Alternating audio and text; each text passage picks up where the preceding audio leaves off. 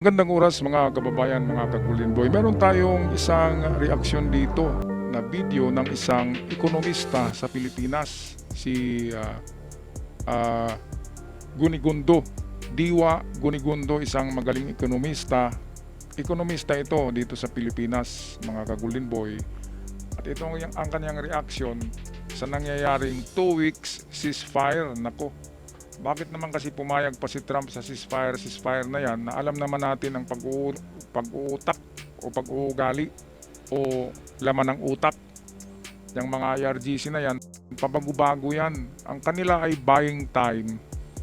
Ang buying time ay yung parang lalanghap ka lang ng hangin kasi wala na talagang hangin dahil binubumba ka na. Parang ano lang yan, delaying tactics ng Iran.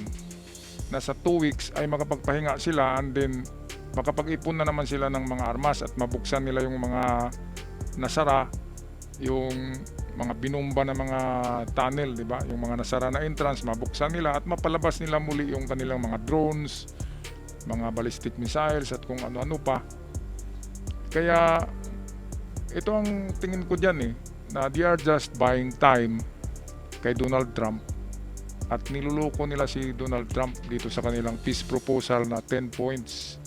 At 2 weeks na na ceasefire, at sumama na rin ang Israel sa hiling ni Trump.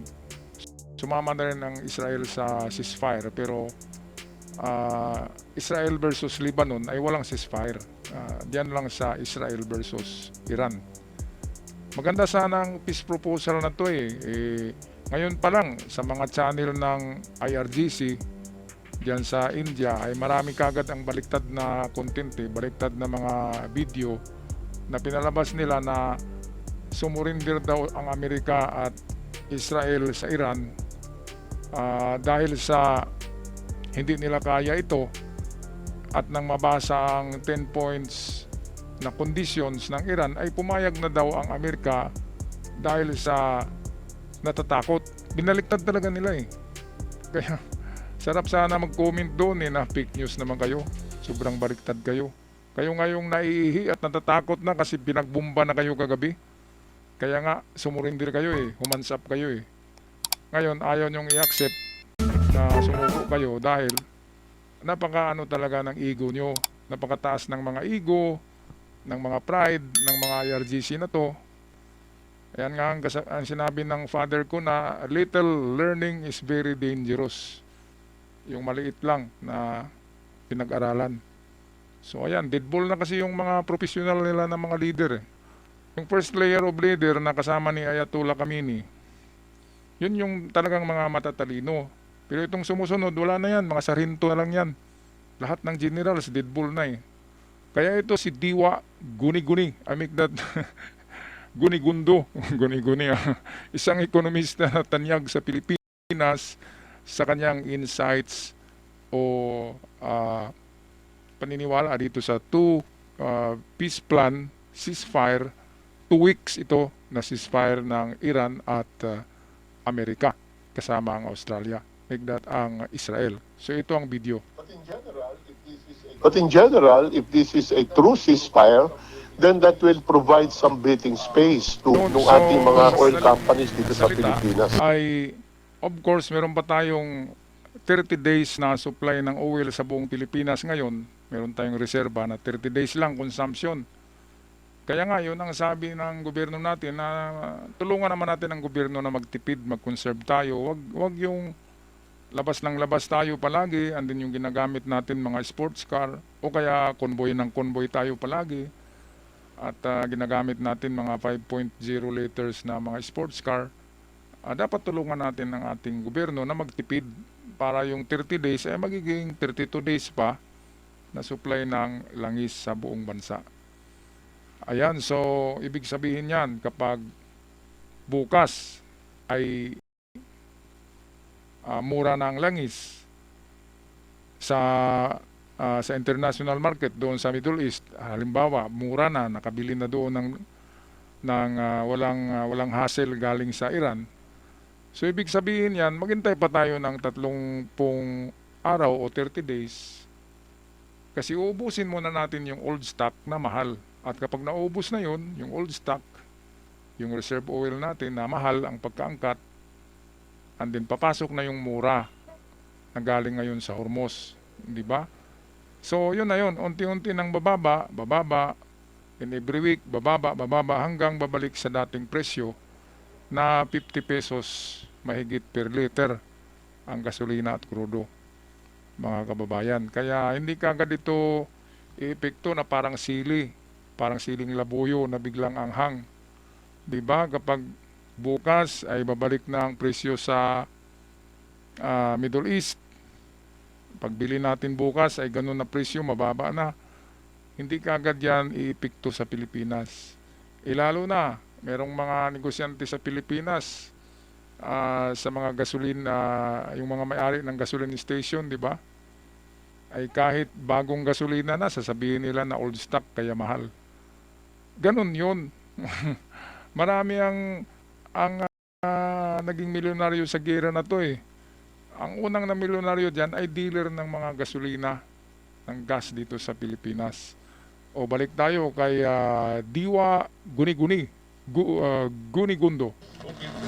Ang double-sided ceasefire na ito na sinasabi nga ho ni President Donald Trump is not standing on solid ground. Parang sinasabi nyo medyo mahinang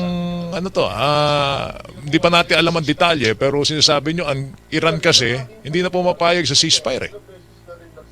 Well, yun ang aking paniniwala. Kasi ilang beses na rin nagsabi at nagdeklara ang presidente ng Amerika na tatapusin niya ang giyera sa lalong madaling panahon. Hindi natin nakita yon, no? Bagkos nag-intensify pa ang digmaan doon sa Middle East. At yung ibang mga bansa sa Middle East nadamay na rin. Yung mismong American bases na nakalagay doon sa mga bansang yun. Yun din ang naging target ng pagbomba ng Iran. So kung ito nga ay matutuloy at nawa ito ay matuloy, malaking bagay ito sa pag-aalis ng tinatawag nating uncertainty, global uncertainty, at yan ay magbubunsod rin ng less volatility sa ating markets. No? When we say markets, let's say financial markets, yung mga pangungutang ng iba't ibang bansa sa Okay, iba't so ibang bansa din, ito na nga baka yung yung magandang epekto interest rate ng ceasefire na ito, mga kababayan. Ang pinakamagandang epekto ay ang pagbaba lahat ng pangunahing bilihin. Dahil sa ceasefire na yan, ay unang kasunduan talaga dyan ng Amerika, ang unang kondisyon, ay buksan ang Hormuz. Yun lang talaga ang sinisigaw ni Trump eh. Buksan nyo ang Hormuz at kung hindi, dalhin ko kayo sa impyerno at gawin kong Stone Age ang inyong lugar. Di ba? Meron pa siyang sinabi na the entire civilization of Iran ay mawawala kapag hindi makipag-deal, hindi makipagsundo. Ngayon, lumapit sa kay Trump ang Pakistan kasama ng China. Yun ay sikretong meeting kagabi. Hindi natin alam talaga kung anong pinagsasabi nila doon, anong kasunduan. Basta bigla na lang pumayag si Trump dito sa proposal na 2 weeks. Ewan ko sinong nagbigay ng 2 weeks na palugit. Ang tagal kasi ng 2 weeks eh. Sa 2 weeks, kalahating buwan, makapag-mobilize na naman ang Iran ng kanilang mga missiles na nakatago. Diba? Kasi kahit sa ang sulok sa Iran na kabundukan, mayroong mga underground cities doon na ini-imbak yung missiles. Kasi ito na yung huling talaga ng Iran eh. Ito na yung kanilang huling hirit na matalo ang Amerika. Kaya nga, ayaw talaga nila sumurinder. Kunwari, surrender muna sila ngayon, di ba? Tinawag lang nila na ceasefire, 2 weeks. Pero mag-iipon yan ng lakas, mag-iipon yan.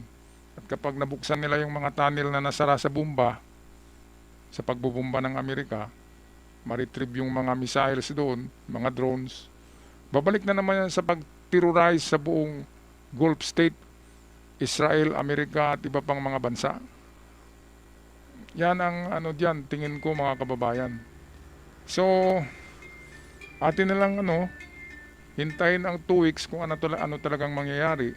Hindi naman nila kayang lukuhin si Trump dahil napaka-genius ni Trump.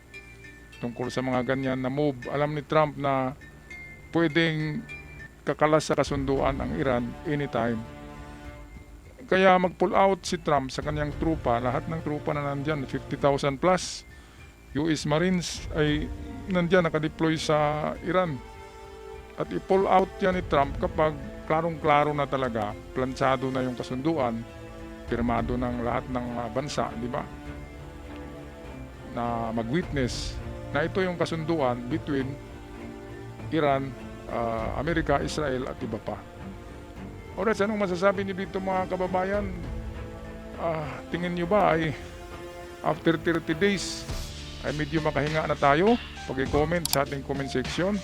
At sa mga bago pa lamang ngayon sa channel, maraming salamat sa pag-subscribe. At sa aking event followers, maraming salamat. Love you all.